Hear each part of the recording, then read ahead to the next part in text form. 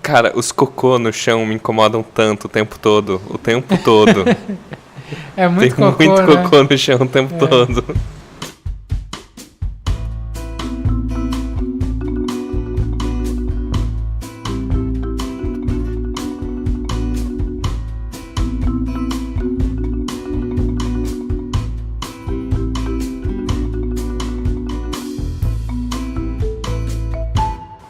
Olá, sejam bem-vindos a mais um episódio do A Conversação, o podcast de cinema mais abandonado de toda a internet brasileira.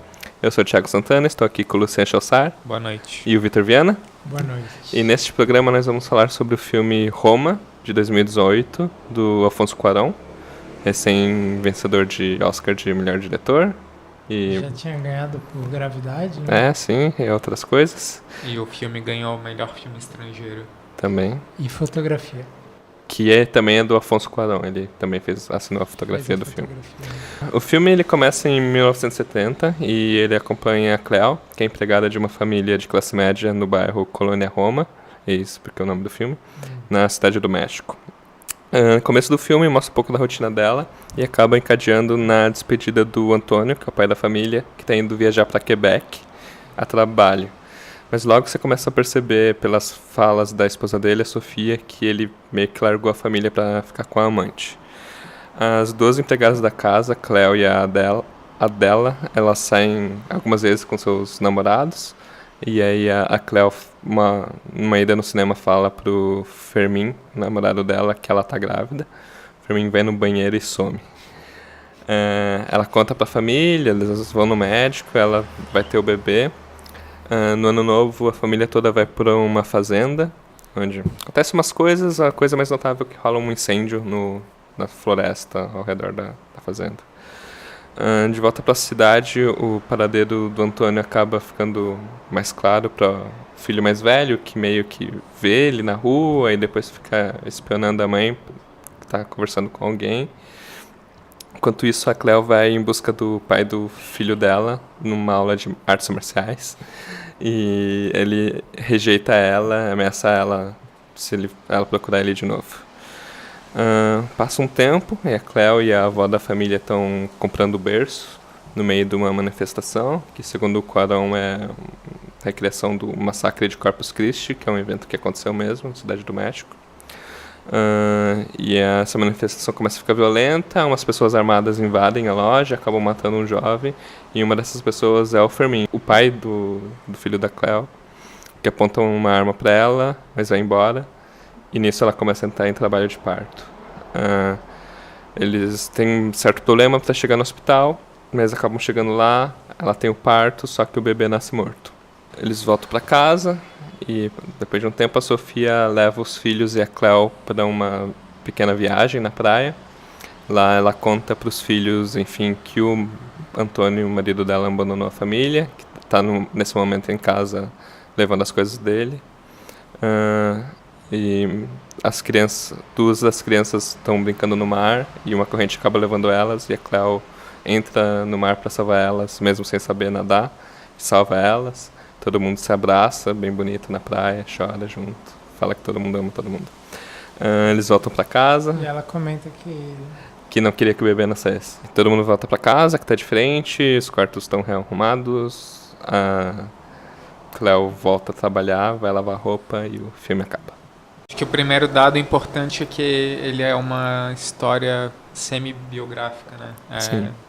Bastante inspirado nas memórias do Cuarón e bastante inspirado na vida da empregada da infância dele, que é a Liboria, ou Libória, que é uma... Ele dedica a Libo, né? Libo é o apelido, e ela é bem como é a Cleo, assim, mistura o idioma Sim. indígena com o espanhol, e, enfim, e tem essa relação que talvez seja o tema do filme, que é essa coisa borrada entre o afeto e o emprego, né? Assim, e como isso pode ser abusivo, como isso é esquisito. Está bem. Ser parte da família e não ser parte da família ao mesmo tempo, né? Sim. Nesse ponto, que, sei lá, é uma discussão que eu esperava a gente chegar mais pra frente, eu não acho que é um tema tão bem explorado pelo filme, assim. Eu acho que é até bem sentimental e unidimensional o afeto da família pela Cleo e vice-versa, assim. Não vejo muito conflito. Já é uma relação de trabalho também, é uma relação complicada e mais ambígua. Eu não sei conflito, assim, conflito realmente acho que não há, mas eu acho que ele tenta colocar uma ambiguidade, assim, né? Que é, por exemplo, acho que quando o Luciano estava falando já sobre isso, eu já pensei na cena em que eles estão assistindo TV na sala, até o pai ainda está junto, né? O Dr. Antônio, não sei o quê. E aí a Cleo senta para ver TV com eles, do lado, assim, ela tá servindo eles, ela senta e ela começa a rir e tal, e pouco tempo depois alguém já fala, Cleo, vai pegar vai fazer um chá de camomila. Um chá pros Dr. Antônio, não sei o quê. Ou seja, ela, né, tipo, ela não pode estar ali sempre, ela tem as... Enfim, acho que outro momento em que essa ambiguidade existe, quando ela tá com a outra empregada da casa no quarto delas e elas começam a falar mal da patroa. A patroa que volta e meia... Tá espionando elas, usando a luz demais, essas coisas, isso né? da conta de luz e que, sei lá, alguns momentos em que a patroa tá frustrada porque sabe que o marido tá com a amante e aí começa a descontar na empregada, esse tipo de coisa. Sim, não, realmente então, tem eu acho momentos. que tem várias cenas que ressaltam essa ambiguidade, mas realmente, como tu falou, não tem um conflito, né? Não tem uma coisa que vai se tornar um problema pro filme, né? Tem a ida na praia, né? Que ela é convidada como se fosse amiga, mas na verdade ela tá indo como empregada para cuidar dos filhos. Né? Sim. Apesar de que nessa cena eu já noto uma diferença, porque ela até fala, a mãe, né, dos meninos até fala, agora a Cleo vai com a gente como convidada, não como empregada, né? Não vai para trabalhar. E eu já noto uma diferença de quando ela vai, que ela ainda está grávida, para a casa de Natal, né? Onde eles vão passar o Natal. Ali ela ainda supostamente, né? Acho que tem uma diferença. Quando na praia ela supostamente está um pouco mais solta. Mas na prática ela vai para ser empregada, né? Assim, Sim. Eu acho que a mãe continua um pouco usando, assim, né? Mas elas também têm uma certa proximidade. Mas eu acho que essa ambiguidade é justamente o que o filme trabalha, né?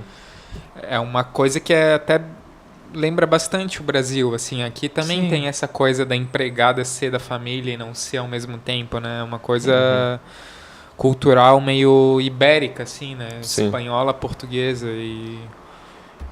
Eu imagino que vocês também devam ter lembrado de outro filme que a gente tratou aqui, que é o Que Horas Ela Volta. Sim. Que também tem um pouco isso, né? Tem.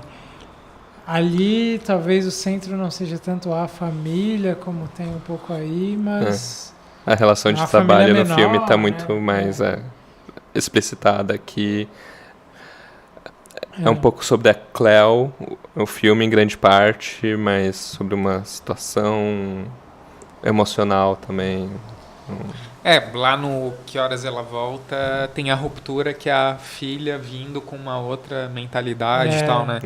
E aqui é a Cleo sempre muito passiva, submissa e refém dessa situação. Sim. Né? Assim, que é uma armadilha, né? O afeto que ela constrói com eles é uma armadilha, na verdade.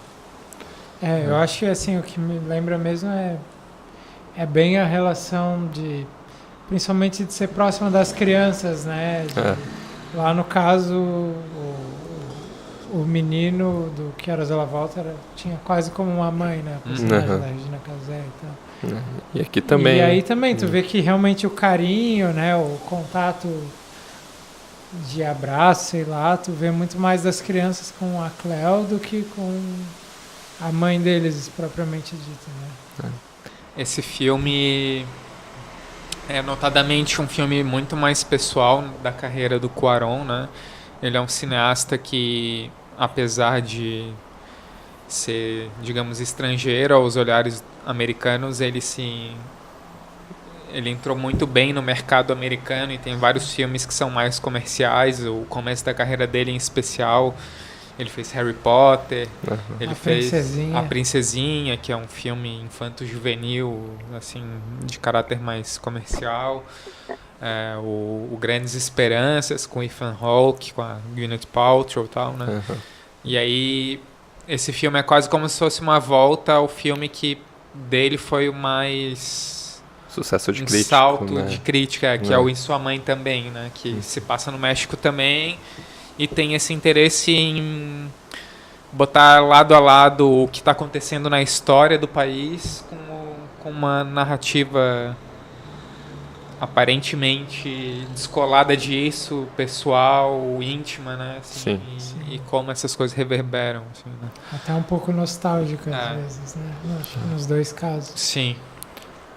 Sim, eu não havia assistido ao Itumamá também, mas aí essa semana eu assisti.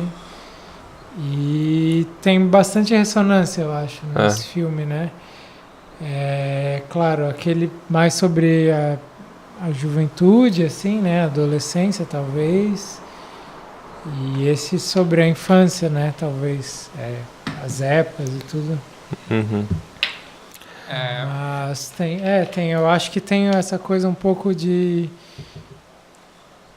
Eu acho que esse filme talvez seja até um pouco mais nostálgico, assim, de ter muita coisa do tipo...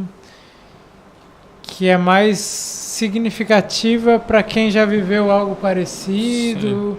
E eu acho que ele mesmo fala de, tipo, eu queria recriar minhas memórias e tal. Enquanto no E Sua Mãe também, eu acho que tem mais... mais contemporâneo, né? Tem mais uma relação entre os três personagens lá de conflitos mesmo, né? Tem uma história mais forte, assim, né? Tipo, menos minimalista, talvez, sei lá. Apesar de que também investe muito no presente dos personagens, como nesse filme também tá, né? De, tipo, um certo fluxo ali do que tá acontecendo, não sei se vocês... eu não vi Itumamá também e agora fiquei um pouco mais interessado. Porque eu acho que o que mais eu vejo de negativo nesse filme é realmente uma falta de foco, uma falta de... um excesso de fluxo, um excesso de conflito, assim. Mas não sei, eu acho que tem isso que tu fala porque ele quer, ao mesmo tempo que conta essa história, emular uma ideia de um cotidiano, assim, né? Sim. É essa pessoa que vive o cotidiano de ter que limpar a casa todo dia, de ter que acompanhar nas férias. Então é meio que a vida passando enquanto ela vai acontecendo as coisas, né? Assim. Não, e isso me conquistou na primeira metade do filme, assim. Mas aí quando as cartas começam a ser mais jogadas, ela tá grávida, a família que ela tá cuidando tá se despedaçando e nada de muito emocionante ou grave acontece até o parto dela, assim, né? Que é o grande choque do filme. Sim. E lá eu já tô um pouco... Eu não sei o que esses personagens estão pensando, eu não sei o que esses personagens estão sentindo... me deixou vazio a maior parte do filme, sabe? De emoção. Eu acho que o filme ele é distante, né? Assim, não sei se vocês concordam, mas ele tem um certo distanciamento dos personagens, assim. Tanto que me chama a atenção, logo após a cena do parto, a Cleo tá na casa e tem um plano muito próximo do rosto dela, assim. Eu olhei, não, agora... quase 2 horas de filme eu tô vendo o rosto dela, sabe? E é um contraste com o resto da carreira dele, que pelo menos tu pega os 3 principais filmes, o Sua Mãe também, o Gravidade e o Filhos da Esperança, a câmera é muito dentro da cena, geralmente câmera na mão, a câmera é muito expressiva e esse filme realmente parece ter um vidro entre a câmera e o assunto, assim, né? Tudo no tripé, ainda são planos longos, ainda tem uns planos, sequências elaborados. Lateral, né? Assim, nunca entra muito na coisa, assim. Não tem aquele aprofundamento no personagem. E uma coisa que eu me distanciou muito, assim, e que eu acho que é uma das coisas que eu não gosto no filme, são os travelings que tem principalmente na sala da casa, que são travelings circulares, não são travelings, são panorâmicas, na verdade. Circulares. e que são muito robóticas, digamos. Não parece uma mão humana, assim, né? É um movimento muito perfeito, sei lá, não sei dizer, mas ele não oscila, né? É tipo isso. E com as coisas acontecendo, aquilo sei lá, parece meio de máquina para mim, assim, e acho que aquilo distancia bastante. Mas o contraponto que eu queria fazer é que eu acho que esse distanciamento ele acaba tendo um efeito, pelo menos para mim, que para mim, sei lá, acabou sendo bom. Que é quando acontece a cena do parto e até um pouco antes, quando começa toda a cena de parir, que é quando eles vão na loja de móveis para ver o berço, e aí tem aquela manifestação que de repente acontece ali, meio que brota ali direto, né? Tipo, os manifestantes entram na loja e aí tem o Fermin ali e tudo. Enfim, do jeito que aquela frieza vai rolando durante a cena do parto, não sei, pra mim ficou emocionante. Aquela frieza atingiu um grau ali a mais, assim, que acabou sendo dentro de um minimalismo, acabou, sei lá, me emocionando, não sei.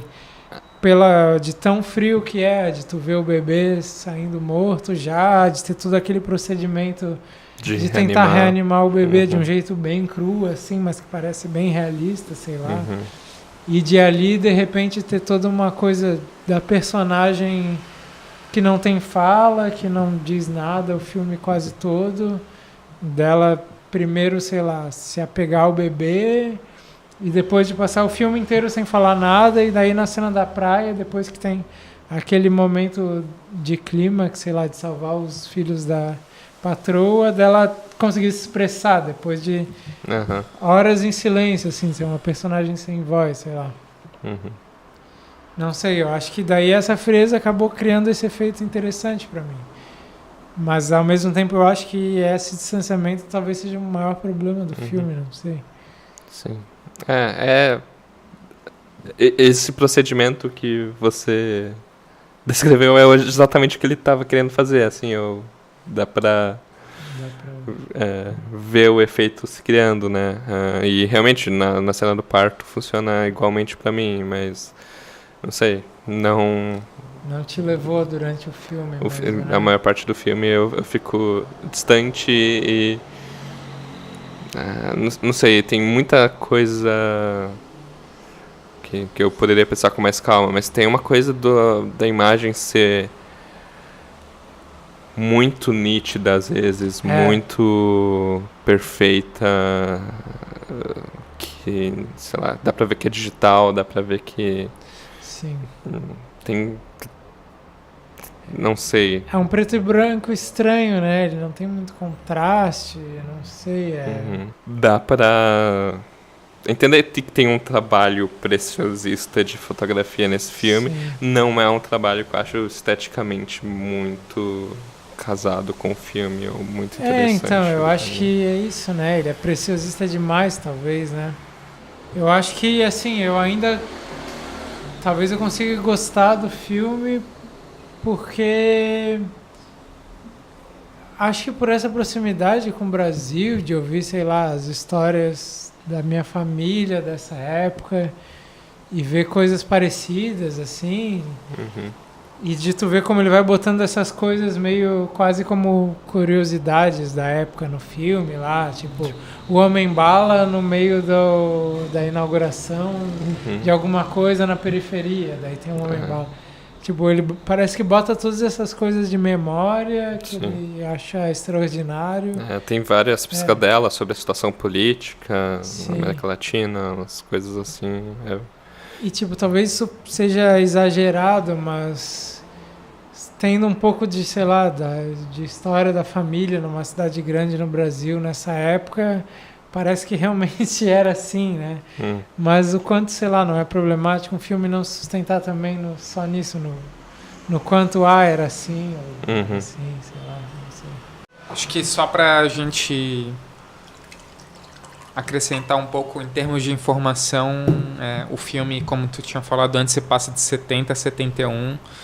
E aí teve esse episódio marcante que foi o massacre de Corpus Christi, né? E que também é conhecido como Falconaço, porque quando como é que é o nome dele? O Fermín entra lá com a arma, ele mostra que na verdade ele faz parte desse grupo, os Falcões, que é como se fosse uma milícia. Uma milícia, um exército paramilitar do governo para matar a gente da esquerda e tal, né?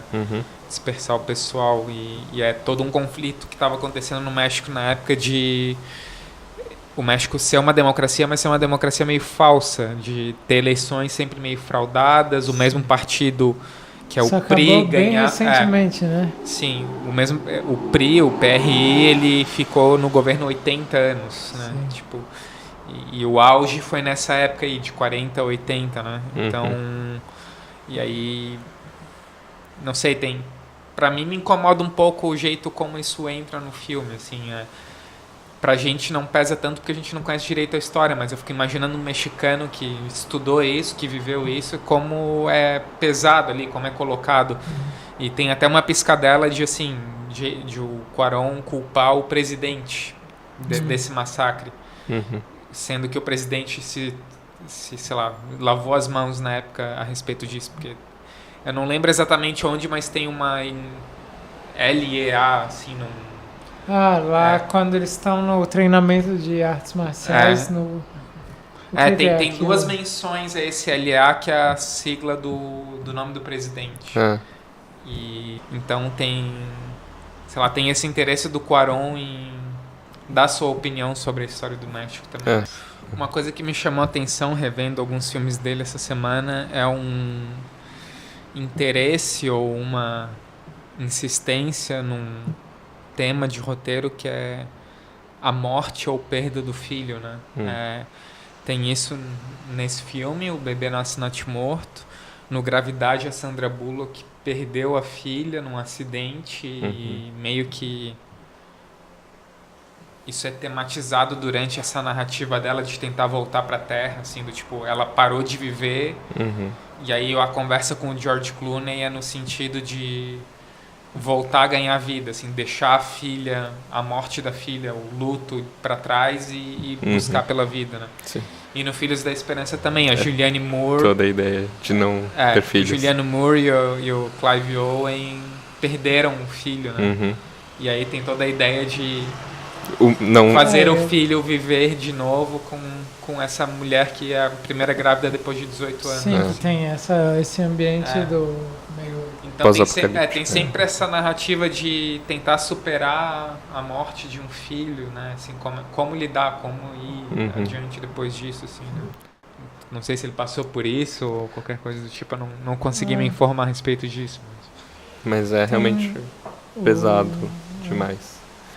Mas assim, a gente comentou várias coisas meio soltas. Eu achei o filme mediano, assim, ele, sei lá, tem esse problema do distanciamento também, pra mim. A passividade dela eu acho que faz parte da ideia de que realmente ela tá presa numa estrutura que não tem como fugir, assim.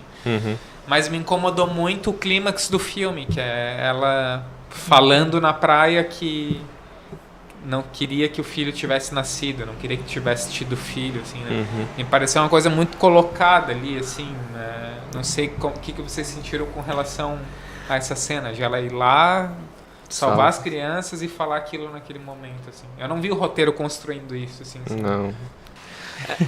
Assim, não, dá uma impressão dela se sentir um pouco culpada, que ela desejava que o filho morresse, mas também que ela desejava nunca ter ficado grávida de vez, né? Acho que ela repete, e acho que na primeira vez eu fico... Ok, ela se culpa porque ela queria que o filho nascesse morto, de certa forma, né? Alguma coisa assim. Mas isso também muda conforme a cena... Porque nunca tá claro na sua cabeça. E com as legendas também, mas eu fiquei mais em dúvida se ela não queria ter engravidado ou se ela se culpa porque o filho nasceu morto, sei lá, né?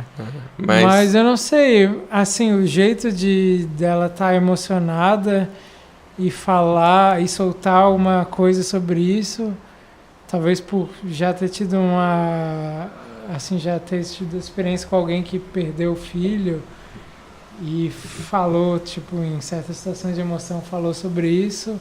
Pra mim aquilo funcionou também, novamente, né? Funcionou talvez na coisa da experiência que eu já tive, né? Mas pelo que vocês estão falando, a coisa não entra como drama, né? Não sei. Fica pra mim forçada, falta, talvez. A cena em si não seja o problema, mas ela é uma personagem opaca o filme inteiro, e aí ela vai e larga isso no final, assim, não tem uma construção antes disso, parece, assim, não tem a construção dessa culpa. Não precisava ter muitas cenas, mas não tem nenhum indício de culpa dela até aquele momento, assim, né? Eu achei isso meio esquisito. Talvez, assim, o que ainda segure isso seja ela, na hora que o médico que tenta reanimar o filho dela vai falar com ela que o filho morreu. Ele fala, tu quer se despedir dela, né, que é uma menina, e aí ela, tipo, fica com ele, não consegue soltar, assim, né? Sim. Mas, bom, É mínimo, assim, né? Sei lá, não sei. Eu acho que passa estar relacionado com a ideia de ser um filme muito baseado na memória, que talvez se justifique sobre isso, que não quer se explicar, que quer só contar, passar a sensação daquela situação e não ser claro sobre posições, ideias e coisas assim. Isso me incomoda um pouco, mas teve momentos que eu fui mais levado pelo filme, teve momentos interessantes, assim. Eu gostei em geral, de ter visto um filme assim, sabe? Um filme numa plataforma de amplo alcance, que é o Netflix, e diferente, ousado principalmente estética eu acho mais ou menos. Eu acho que ele tem o verniz de um filme artístico, mas ele sempre tem muito medo de colocar uma cena com tempo morto ou com nada acontecendo, assim, isso não é só nesse filme, em todos os filmes, assim, sempre tem que ter uma coisa muito ativa dentro do plano, porque senão parece que vai dar tudo errado, assim, né? A cena em que deveria ser mais tempo morto, que é eles tomando sorvete depois de falar sobre o pai na praia, ele me bota um caranguejo gigante em cima e bota um casamento atrás acontecendo, assim, sabe? Sempre tem que ter... E as crianças, o filme inteiro, elas não param. Estão berrando. Tem esse agito, né? Que tipo, você pega o e sua mãe também. Também, os dois guris ali não param. É muito... É uma zoeira o tempo inteiro, né? Aí quando não é zoeira, eles estão bêbados. Sim. Inclusive, o começo do filme me deu a impressão que ia ser um filme mais de tempo morto, assim, que tem aquela lavagem lenta, tem a rotina dela que, tudo bem, tá sempre em movimentação, mas tá quieto, tá calma, a casa tá vazia, e aí, mas depois, acho que só volta nisso, numa cena não logo muito depois, que ela tá acordando as crianças, assim, que eu acho... pra mim é falso isso. Se for pegar o tempo morto, é realmente os créditos, né? Lavando o chão no começo, subindo pra... passa essa impressão, mas o filme não é isso. Mas, sei lá, eu fiquei pensando em neorrealismo italiano muito vendo esse filme, sabe? Um pouco por chamar Roma, um pouco por ser preto e branco, um pouco por ser esse cotidiano. A fotografia é muito classuda, acho, assim, não é tão... Não é tão próximo do real, não é tão arriscado na situação, assim, mas tem muito plano de sequência, né? É uma melodramatização das coisas, como era também, né? Tem pontos de toque, assim, não vou dizer, uma homenagem ao neorrealismo italiano, mas... É engraçado, né? Eu acho que ele é muito realista em algumas coisas e muito pouco em outras, né? E eu acho que vale também pro Sua Mãe também, que, tipo... É muito realista nesse agito que ele tem, mas ao mesmo tempo a vida tem muito não agito, né? Tem muito momento em que ninguém tá falando nada. enfim, sei lá. É isso, então? Acho que é isso. A gente só esqueceu de falar que a Cleo é feita por essa moça que é a Yalitza Aparicio, que não era atriz. Neorrealismo italiano. Que foi feito todo um casting pelo México pra achar a moça, e foi ela, assim. E sei lá. Ela chegou a concorrer ao Oscar, né? Uhum. Mas eu acho que todos os outros, tirando as crianças, são atores daí. Uhum. Então é isso, nós conversamos sobre Roma. A gente tem alguns filmes na nossa lista para ser o próximo programa, mas a gente não sabe ainda. Obrigado por nos ouvirem, nos assistirem. Curtam, sei lá, Facebook. Vocês sabem o que fazer para ouvir a gente e tentar fazer com que as pessoas ouçam mais a gente. E esse foi mais um episódio do A Conversação.